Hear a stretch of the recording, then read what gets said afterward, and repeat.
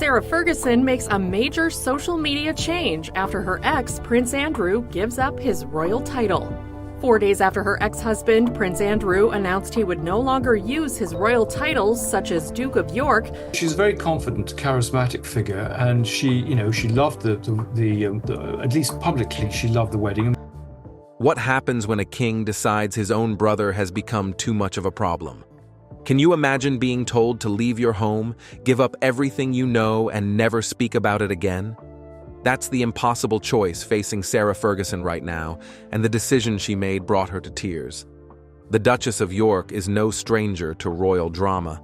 She's weathered storms that would break most people. Public humiliation. The most famous families in the world, the British royals, and almost 40 years later, the Duchess of York, Sarah Ferguson, is focusing on her next chapter as the author of the new book. Financial ruin, years of being treated like an outsider, but she kept going. She kept smiling.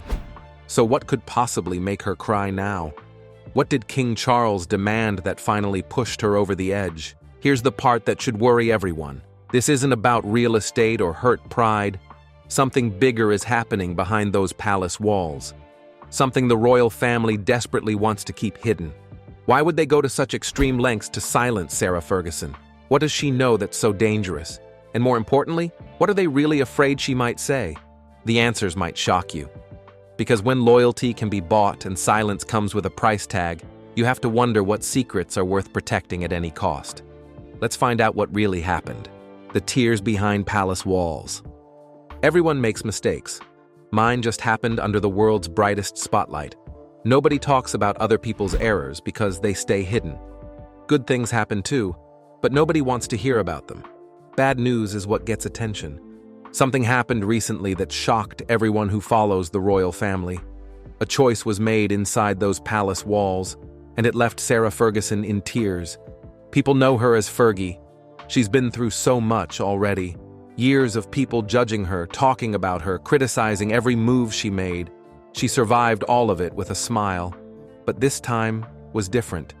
This decision cut deeper than anything before. What could possibly make someone so strong break down? Think about Royal Lodge for a moment. 30 rooms, sitting in Windsor Great Park. Prince Andrew refused to leave it. To him, this wasn't just some building. This was his statement to the world. This was him saying he still mattered. The money situation around the place always seemed strange. People whispered about unpaid bills and weird deals about fixing up the property. The royal family wanted him out. Everyone knew that. But Royal Lodge meant something bigger to Andrew.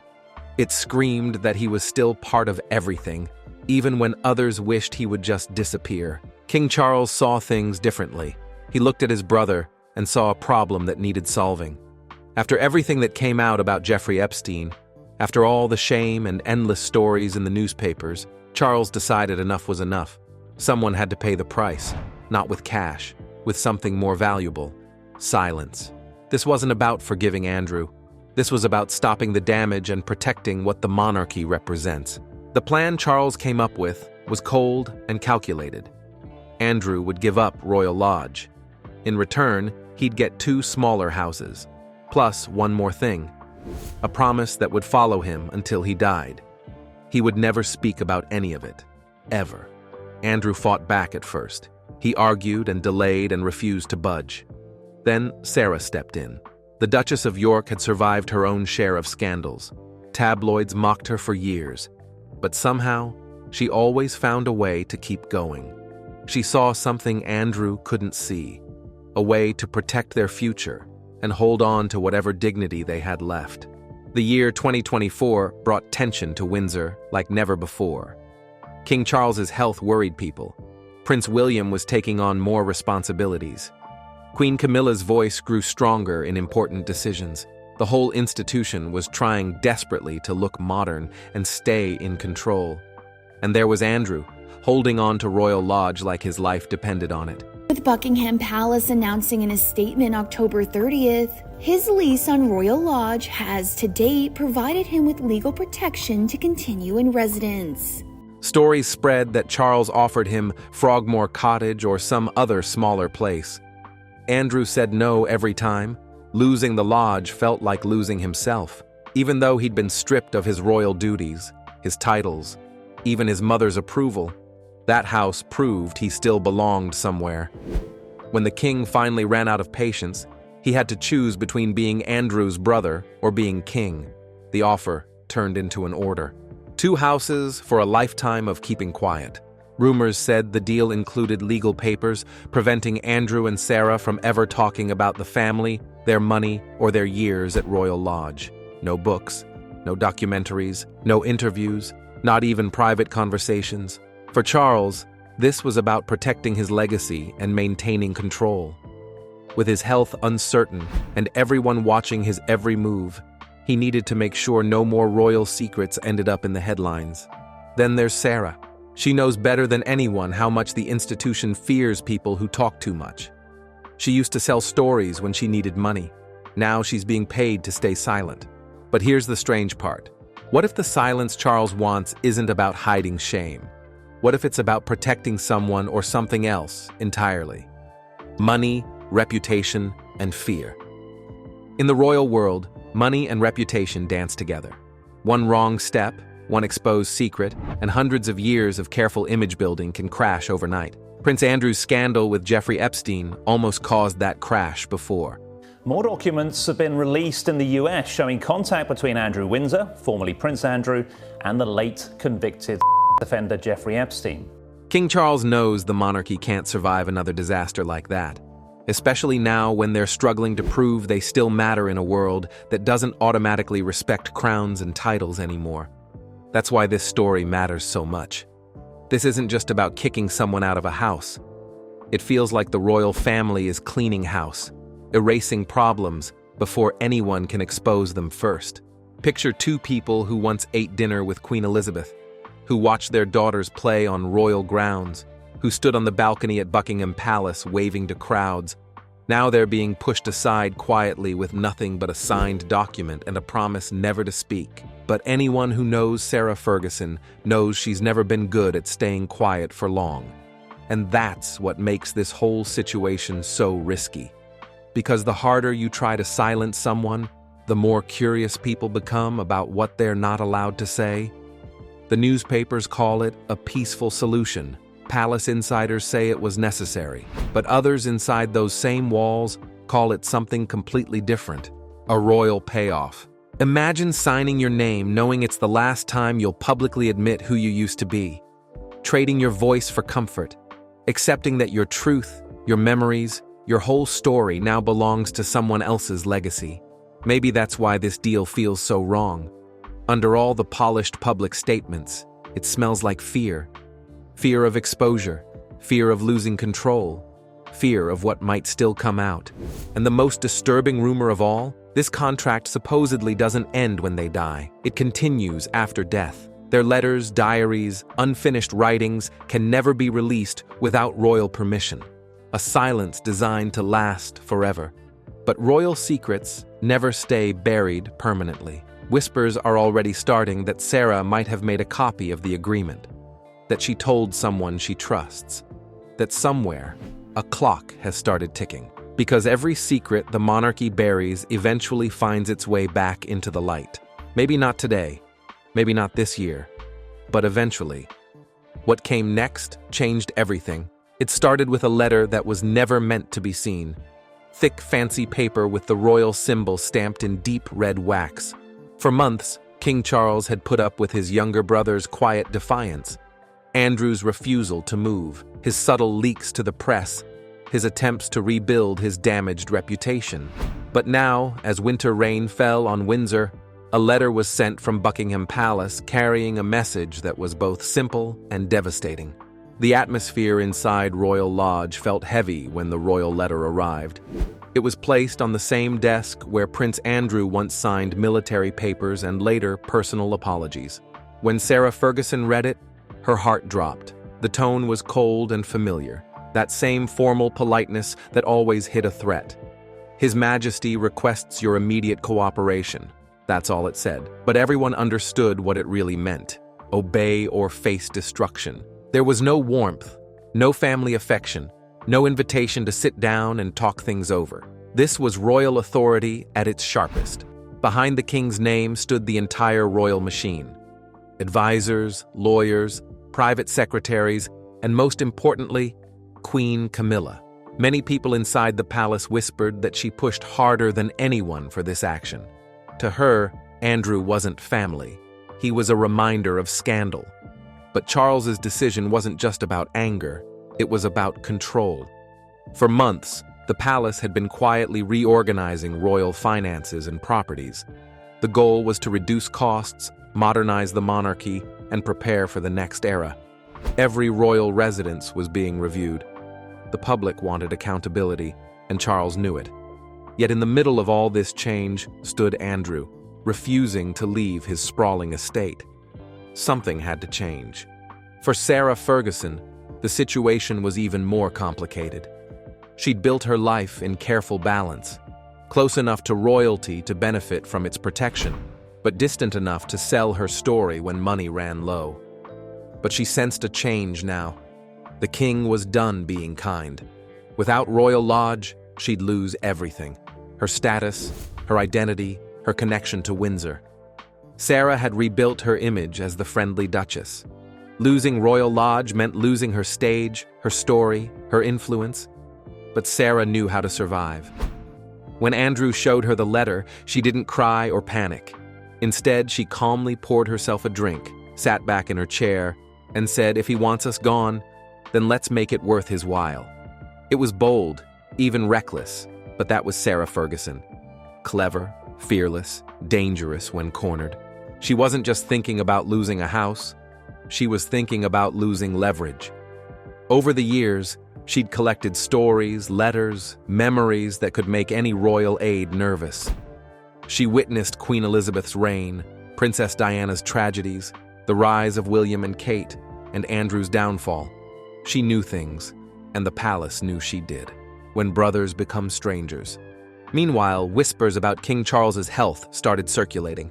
The monarchy was preparing for the future. For King Charles, time was running out. He knew that the moment Prince William's era began, King Charles III is sharing a rare health update amid his cancer battle. Over a year after the British monarch shared he had been diagnosed with an undisclosed cancer in February of 2024, every unfinished problem would become his son's burden. And there was no bigger unfinished problem than Prince Andrew. So a letter was sent to Andrew. Formal, firm, final. But then something unexpected happened. Instead of replying through lawyers, Andrew asked for a private meeting, face to face, brother to brother. The meeting took place at Clarence House behind closed doors. No aides, no advisors, just two brothers who hadn't trusted each other in years. Charles began without hesitation. "You will leave Royal Lodge within the year." Andrew's face tightened. He snapped back, reminding the king that he had a valid lease approved by their late mother and that he'd spent millions renovating the estate. But Charles didn't waver. "The monarchy cannot carry you any longer," he said. It was at that moment Andrew realized his brother wasn't speaking as family anymore, but as the King of England. Still, Andrew couldn't hold his tongue. He threw Charles's past back at him. The controversies, the criticism, the scandals. "You were forgiven," Andrew hissed. "Why not me?" Silence filled the room like smoke. Charles looked at him for a long moment, not with anger but with a mix of pity and quiet disgust. Then he answered softly, "Because I learned from mine." That ended it. Charles stood and left. Andrew remained behind, frozen, staring at the closed door. Later, when Sarah asked him how it went, he replied quietly, "He's made up his mind." That night, Royal Lodge went dark.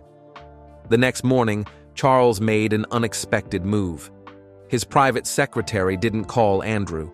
He called Sarah Ferguson. The king wanted to speak to her directly, because Charles knew she was the practical one, the negotiator. The call was brief but sharp. His Majesty wishes to make an arrangement that benefits all parties. Sarah instantly understood. This wasn't an offer. It was an invitation to name her price. For years, Sarah had been the outsider, the Duchess who fell from grace. But now, the king's office was calling her. She suddenly held the upper hand. So she began to plan, not just a deal, but a masterstroke. Sarah wasn't negotiating a move. She was negotiating history. She saw what Charles wanted most: control, and she decided to sell it back to him. But this time, the price wasn't money. It was property. 2 homes. And so began the secret negotiations. Lawyers drafted documents. Advisors whispered about public perception. Queen Camilla was furious, believing the king was being too generous. But Charles wasn't thinking with emotion anymore. He was thinking like a monarch, strategically. He knew a contract of silence was worth far more than a mansion. Sarah's dangerous game. The Duchess had done something few people in royal history ever dared to do. She turned a royal threat into a bargaining table. Sarah Ferguson knew exactly what she was doing.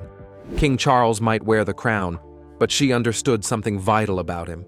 He feared bad publicity more than confrontation. That knowledge gave Sarah power, dangerous power. Behind her friendly laugh and gentle eyes, she'd always been a survivor. She learned that every whispered secret, every misplaced letter, every careless remark in royal circles had value. For years, she and Prince Andrew lived there like faded shadows of their former selves. Divorced, yet somehow inseparable. The pair have been divorced for 22 years now, while having been separated 4 years before that. Royal Lodge represented safety, familiarity, a fragile sense of peace after decades of storms. Losing it now wouldn't just be inconvenient.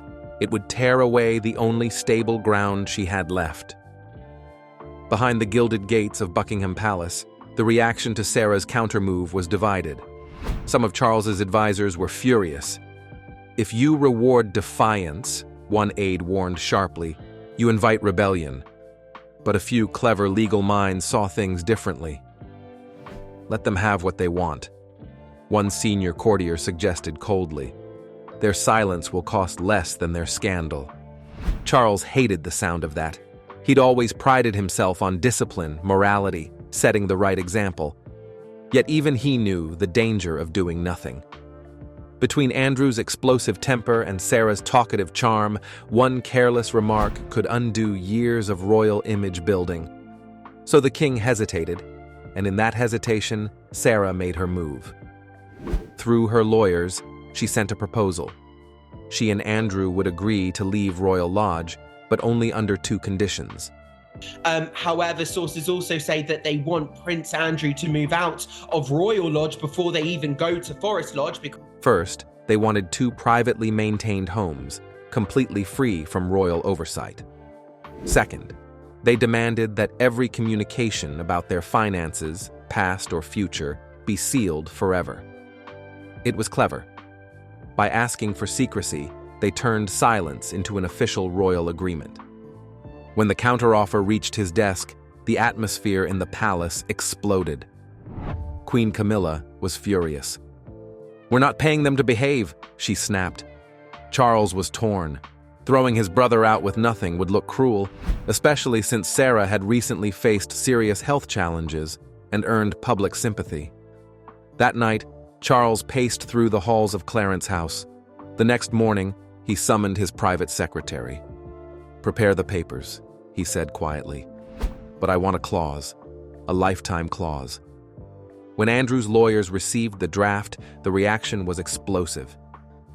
"This is censorship," one advisor shouted. Andrew was furious. "After everything I've done for this family," he roared. But deep down, he knew the truth. He'd brought most of this upon himself. Sarah, however, stayed calm. She read every line carefully, and where others saw punishment, she saw opportunity.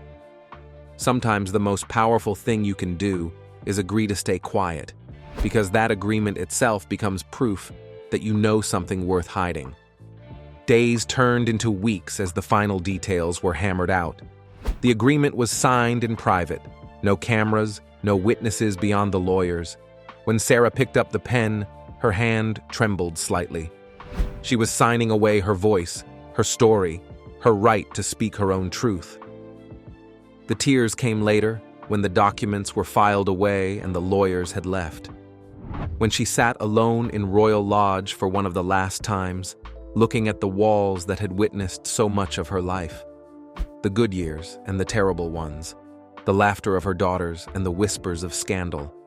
All of it would soon be memory, locked away behind a legal agreement. People ask what made Sarah Ferguson cry that day. Was it losing her home? Was it the humiliation of being forced out? Was it anger at the unfairness of it all? Maybe it was all of those things. Or maybe it was something simpler and sadder. The realization that in the end, even a duchess, even someone who'd spent decades in royal circles, even someone who knew all the secrets, could be silenced with nothing more than a contract and a couple of houses. The monarchy got what it wanted. Control. Silence. The Andrew problem solved, or at least contained, but at what cost? History will remember this moment not as a peaceful resolution, but as a warning.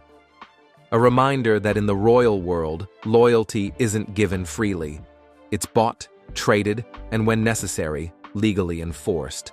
And silence, that golden silence the palace prizes so much, always comes with a price tag attached. So what do you think about this shocking royal decision that brought Sarah to tears? Was it fair? Was it necessary? Or was it just another example of the powerful protecting themselves at any cost? Share your thoughts in the comments. And don't forget to like and subscribe because stories like this, stories about what really happens behind those palace walls, deserve to be told.